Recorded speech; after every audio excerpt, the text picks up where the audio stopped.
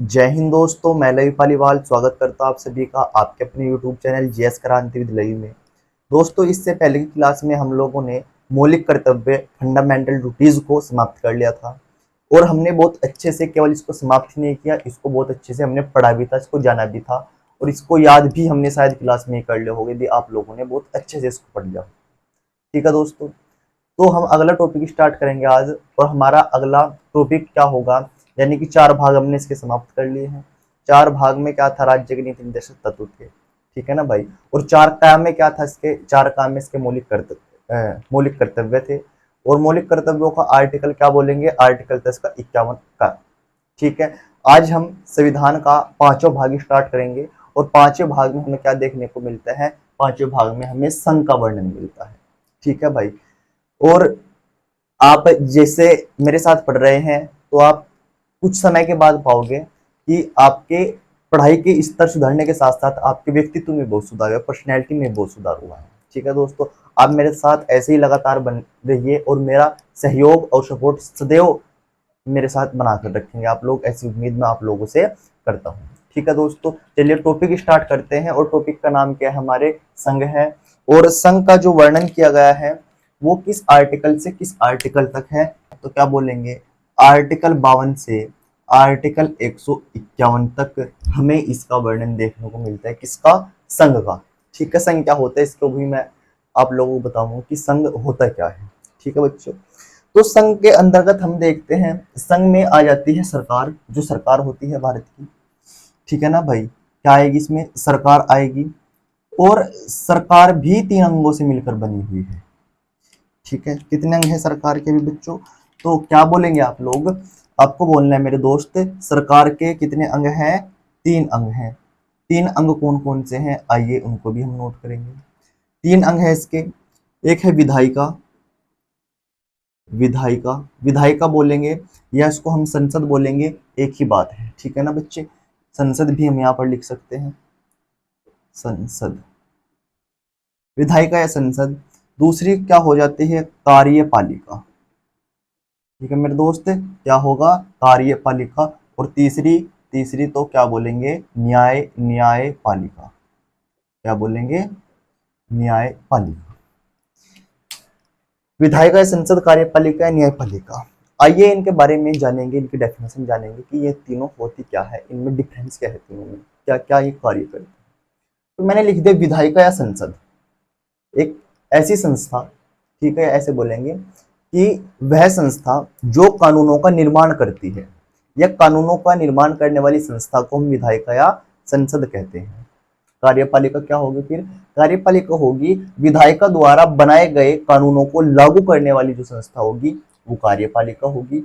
न्यायपालिका क्या होगी, विधायिका द्वारा बनाए गए कानूनों के आधार पर न्याय करने वाली जो संस्था होगी उसको हम क्या बोलेंगे, न्यायपालिका बोलते हैं। ठीक है, अब इनको भी अलग अलग पार्टों में डिवाइड किया गया है। आइए जानेंगे कौन कौन से इसके पार्ट हमें देखने को मिलते हैं। जो विधायिका या संसद है ये 3 अंगों से मिलकर बनी हुई है। 3 अंग कौन कौन से हैं इसके, एक तो हम बोलेंगे लोकसभा, पूरा लिखना आप अपनी कॉपी में, लोकसभा, राज्यसभा और राष्ट्रपति। लोकसभा, राज्यसभा और मेरे दोस्त क्या बोलेंगे, राष्ट्रपति। ठीक है, इन तीनों अंगों से मिलकर किसका निर्माण हुआ है, विधायिका का। यदि इसमें से एक भी चीज ना हुई तो विधायिका बन ही नहीं सकती, क्योंकि यदि हमें कोई भी कानून बनाना है, मैंने बताया भी कि कानून बनाने वाली जो संस्था होगी विधायिका होगी।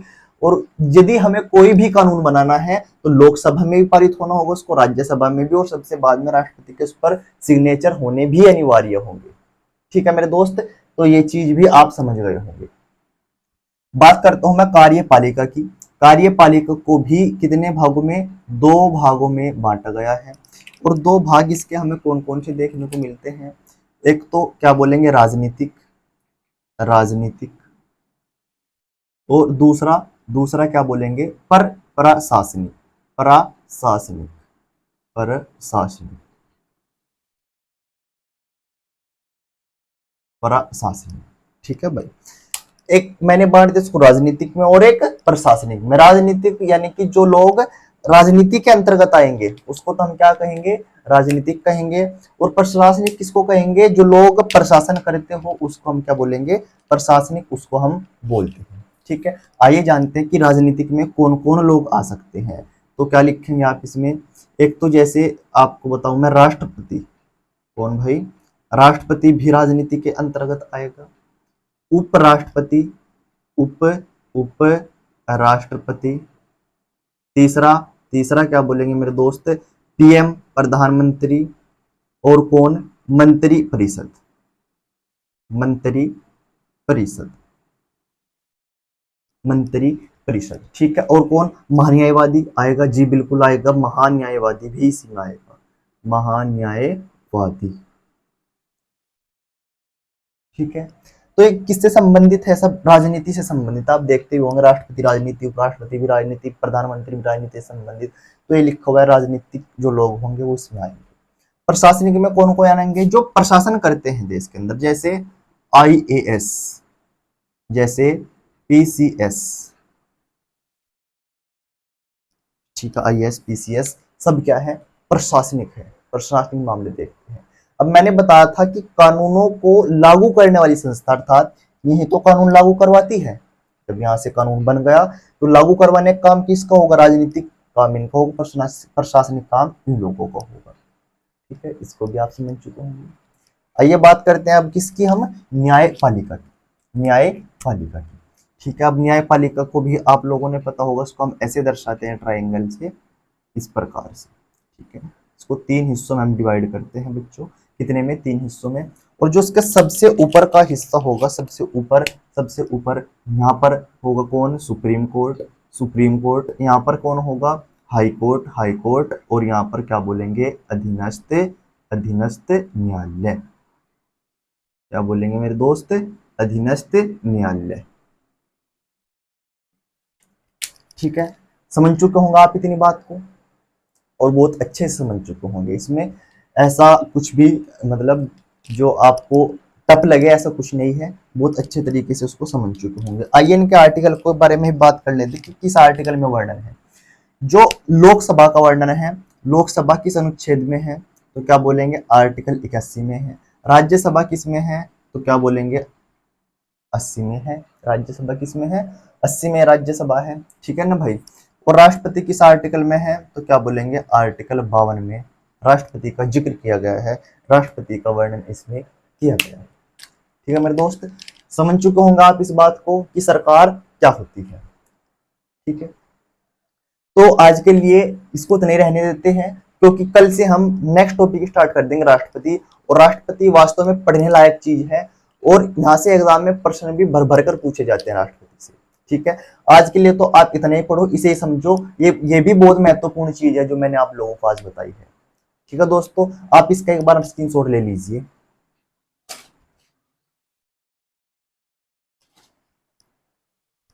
उम्मीद करता हूं आप लोगों से कि आपने मेरे साथ बहुत अच्छे से पढ़ा होगा कि संघ क्या है, और संघ के अंतर्गत क्या क्या चीजें आती है, सरकार के अंतर्गत क्या क्या चीज आती है। आप इस चीज को कभी नहीं भूलोगे। ये ऐसा मान लीजिए आप डायग्राम है, और इस डायग्राम को अपने दिमाग में आप छाप लीजिए। आगे भी हम इसी के अकॉर्डिंग पढ़ते चलेंगे, और वास्तव में जब पॉलिटी की लास्ट क्लास होगी तो आप मेरे दोस्त अपने आप को एक उच्च स्तर पर पाओगे, और जानोगे कि हाँ, हमने संविधान पढ़ा है, पढ़ा ही नहीं है, केवल संविधान को समझा है, उसको जाना है।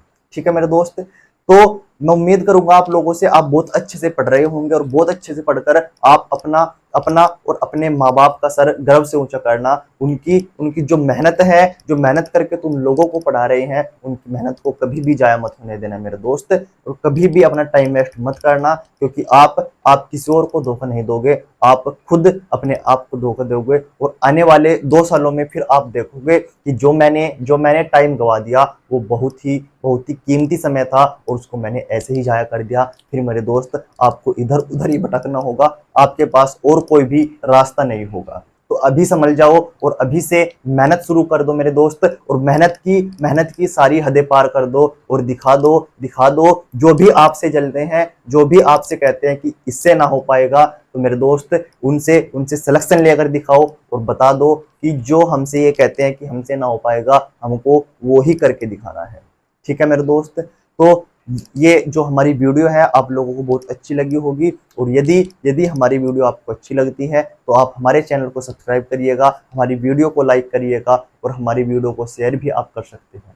ठीक है दोस्तों, ऐसे ही अच्छी अच्छी वीडियो और बहुत अच्छे से पढ़ने के लिए आप हमारे साथ जुड़े रहिए, अपना प्यार हमेशा ऐसे ही दिखा रहिए और अपना सहयोग भी हमारे साथ आप पूरा दीजिए। ठीक है दोस्तों, जल्द ही मिलते हैं अगली वीडियो में, तब तक के लिए सभी को टेक केयर, बाय बाय, जय हिंद, जय भारत।